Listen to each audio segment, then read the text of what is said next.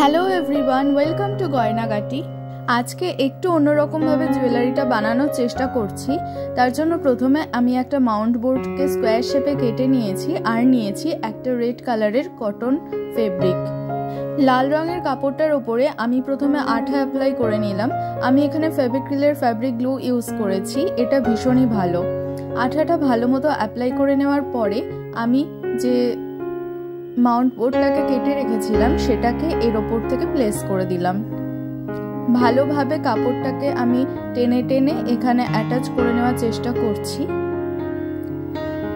এবারে কাপড়ে যে অতিরিক্ত অংশগুলো বেরিয়েছিল সেখানেও আমি আঠা অ্যাপ্লাই করে নিচ্ছি এইভাবে। এবার এরকম ভাবে এটাকে আমি ফোল্ড করে নিলাম।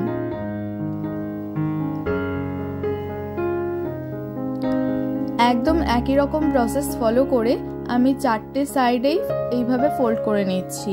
প্রথমে আঠা অ্যাপ্লাই করে নিচ্ছি, এবার তারপরে ফোল্ড করে নিচ্ছি। বাই দ্য ওয়ে, আমার এই চ্যানেলে আজকে যদি কেউ প্রথম এসে থাকেন, আমার চ্যানেলটাকে সাবস্ক্রাইব করে আমার পাশে থাকার অনুরোধ রইল। এই চ্যানেলে আমি বিভিন্ন রকমের হ্যান্ডমেড জুয়েলারি মেকিং এর টিউটোরিয়াল পোস্ট করে থাকি।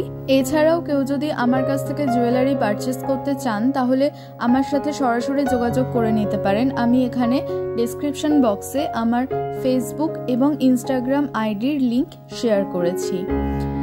চারিদিক থেকে কাপড়টাকে কভার করে নেওয়ার পরে আমি এটার ব্যাক সাইডে আবার আঠা অ্যাপ্লাই করে নিচ্ছি। মোটামুটি যতটা প্রয়োজন ততটাই আঠা এখানে আমি অ্যাপ্লাই করছি, খুব কমও না আবার অতিরিক্তও নয়। আঠাটাকে আঙুলের সাহায্যে স্প্রেড করে নিলাম। আমি অন্য আর একটা সুতির কাপড় নিয়েছি। আপনারা চাইলে একদম মাপে মাপে কেটেও নিতে পারেন আগে, তবে আমার সেটা আর প্রয়োজন মনে হয়নি। আমি র্যান্ডম কাট করা একটা কাপড়ের সাথে এটাকে অ্যাটাচ করে নিলাম। প্রথমে ভালোভাবে এটাকে চেপে সিকিউর করে নিলাম। এবারে আমি একটা কাঁচির সাহায্যে একদম ধার থেকে কাপড়টাকে কেটে বাদ দিয়ে দিচ্ছি। এক্সট্রা কোনো কাপড়ের অংশ যাতে দেখা না যায় ফ্রন্ট সাইড থেকে, সেটা একটু মাথায় রেখে এই কাটটা করতে হবে।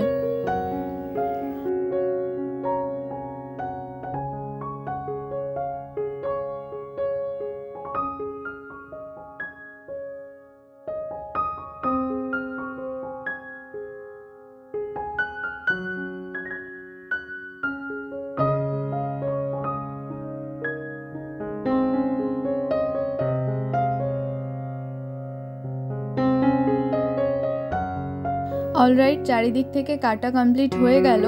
এবারে স্টেপটা কিন্তু ভীষণই ইম্পর্টেন্ট, এটাকে স্কিপ করা যাবে না। তার আগে যেটুকু এক্সট্রা একটু বেরিয়েছিল ফ্রন্ট সাইড থেকে মনে হচ্ছিল, সেগুলোকে আমি কেটে বাদ দিয়ে দিচ্ছি। অলরাইট, তো যেটা বলছিলাম, এবারে স্টেপটাকে কিন্তু বাদ দেওয়া যাবে না। আমি যে কাটটা করে নিয়েছিলাম ব্যাক সাইডে, তার উপর থেকে আমি একটু একটু করে ফেব্রিক গ্লু এখানে অ্যাপ্লাই করে নিচ্ছি। এটা করলে কি হবে, ইন ফিউচার কখনো কাপড়টা উঠে আসবে না, বা সুতির কাপড় যেহেতু, তাই সুতো ওঠার কোনো সম্ভাবনাও এখানে থাকবে না। সো এই স্টেপটা কিন্তু অবশ্যই করতে হবে।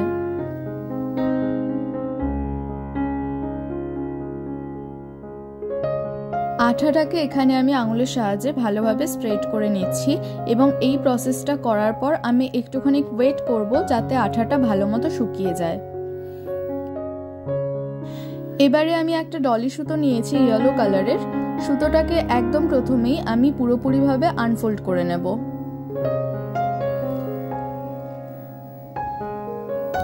পুরো সুতোটাকে আনফোল্ড করে নেওয়ার পর শেষ দুটো প্রান্তকে এক জায়গায় করে আমি এটাকে আবার ফোল্ড করতে থাকলাম। তারপরে আবারও সেই দুটো প্রান্তকে এক জায়গায় করে আবার ফোল্ড করতে থাকবো। যতক্ষণ পর্যন্ত না একটা ব্যাক রোপের মতো শেপ চলে আসছে ততক্ষণ এটাকে আমায় ফোল্ড করতে হবে। এবারে আমি এগুলোকে এর সাথে অ্যাটাচ করব। এখানে আমি সত্যিই ক্ষমা প্রার্থী, আমি ভিডিওটা এডিট করতে বসে দেখলাম যে মাঝখানের এই কিছুটা প্রসেস আমি রেকর্ডই করিনি, রেকর্ড করতে ভুলে গেছিলাম বা কোনো একটা ভাবে কিছু একটা সমস্যা হয়েছিল যার জন্য এটা রেকর্ড হয়নি। কিন্তু প্রসেসিংটা খুবই সহজ। আপনারা যদি আমার অন্যান্য ভিডিওগুলো দেখেন তাহলে নিশ্চয়ই বুঝতে পারবেন যে সুতোর মধ্যে থেকে কিভাবে কটন বল আর যে পেন্ডেন্টটা নিয়েছি সেটাকে অ্যাটাচ করতে হয়। যাই হোক, সবটা হয়ে যাওয়ার পর শেষ প্রান্ত দুটোতে আমি একটা করে গিট দিয়ে নিচ্ছি। বা ফাঁস দিয়ে নিচ্ছি। এবারে এর ওপরেও আমি অল্প একটু আঠা অ্যাপ্লাই করে নিলাম, যাতে ইন ফিউচার কখনো খুলে না যায়। ওকে, এবারে আমি রেড কালারের বেসটাকে নিয়ে আসলাম। এই দুটোকে আমি এবারে একসাথে অ্যাটাচ করব। আমি এই যে পেন্ডেন্টটা ইউজ করছি এর মাঝখানটায় কিন্তু অনেকটা জায়গা আছে বা গ্যাপ রয়েছে, যার জন্য ওটাতে কোনোভাবে অ্যাটাচ করা পসিবল নয়। তাই জন্য যে জায়গাটা উঁচু রয়েছে সেখানটাতে আমি ভালো মতো করে ফেব্রিক গ্লু অ্যাটাচ করলাম। আর একটা ইম্পর্ট্যান্ট কথা বলে রাখি, এই কাজটা করার পর কিন্তু আমি হোল নাইট রেখে দিয়েছিলাম এটাকে শুকোনোর জন্য, কারণ এই ধরনের কাজগুলোর ক্ষেত্রে আপনাকে ধৈর্য ধরে অপেক্ষা করতেই হবে যতক্ষণ পর্যন্ত না আঠাটা ভালোভাবে শুকিয়ে যাচ্ছে। আঠাটা একবার যদি ভালোভাবে শুকিয়ে যায় তাহলে আপনার জুয়েলারিটা ভীষণ সুন্দরভাবে শক্তপোক্তভাবে রেডি হয়ে যাবে। এইটুকু ধৈর্য ধরতে হবে। এবারে চলে আসছি কানের দুল বানানোর প্রসেসে। কানের দুলের জন্য আমি একদম একই রকম প্রসেসেই দুটো বেস বানিয়ে নিয়েছি, আর নিচ্ছি এখানে দুটো গিনি আর দুটো ইয়াররিং হুক। ভীষণই সিম্পল ভাবে কানের দুলটা আমি বানাচ্ছি। প্রথমে ইয়াররিং হুকটাকে নিলাম, এবারে এর মুখটাকে আমি ফার্স্টে ওপেন করে নিচ্ছি। অল্প একটু প্রেস করলেই মুখটা ওপেন হয়ে যায়। এবারে গিনির ওপরে যে গ্যাপটা রয়েছে তার মধ্যে থেকে ইয়াররিং হুকটাকে আমি নিয়ে নিলাম। আবারও ইয়াররিং হুকের মুখটাকে আমি চেপে সিকিউর করে নিচ্ছি। তো একটা রেডি হয়ে গেছে। একদম একই প্রসেস ফলো করে আমি আরও একটা তৈরি করে নিচ্ছি। ইয়াররিং হুকের তলায় যে গ্যাপ রয়েছে সেটাকে ওপেন করে তার মধ্যে থেকে গিনিটাকে অ্যাড করে মুখটাকে আমি ক্লোজ করে দিলাম। That's it. এবারে এই দুটোকে আমি একসাথে অ্যাটাচ করব, তার জন্য আমি আবারও ফেভিক্রিলের ফেব্রিক গ্লুটাকে ইউজ করছি। গিনির একটা সাইডে আমি আঠা অ্যাপ্লাই করলাম এবং আঠাটাকে ভালোভাবে স্প্রেড করে নিলাম সমানভাবে। আর রেড কালারের যে বেসটা বানিয়েছিলাম সেখানে এরকম কোনাকুনিভাবে উপরের দিকে এটাকে বসিয়ে দিলাম। ব্যাস রেডি। একদম একই প্রসেসে অন্য আরেকটা কানের দুলও আমি কিন্তু বানাবো। এবং এখানে আবারও বলছি, যতক্ষণ পর্যন্ত না আঠাটা শুকিয়ে যাচ্ছে ততক্ষণ পর্যন্ত কিন্তু মনে হতে পারে যে এটা ঠিকঠাক অ্যাটাচ হচ্ছে না, বাট ট্রাস্ট মি, একবার আঠাটা যদি শুকিয়ে যায় তখন কিন্তু এই জিনিসটা খুব ভালো শক্তপোক্তভাবে রেডি হয়ে যাবে। তাই আঠার যতক্ষণ না শুকিয়ে যাচ্ছে ততক্ষণ আপনাকে ওয়েট করতে হবে, ধৈর্য ধরতে হবে। অলরাইট, হার এবং কানের দুলটাকে আঠা দিয়ে অ্যাটাচ করার পর আমি চলে এসেছিলাম পরের দিন সকালে।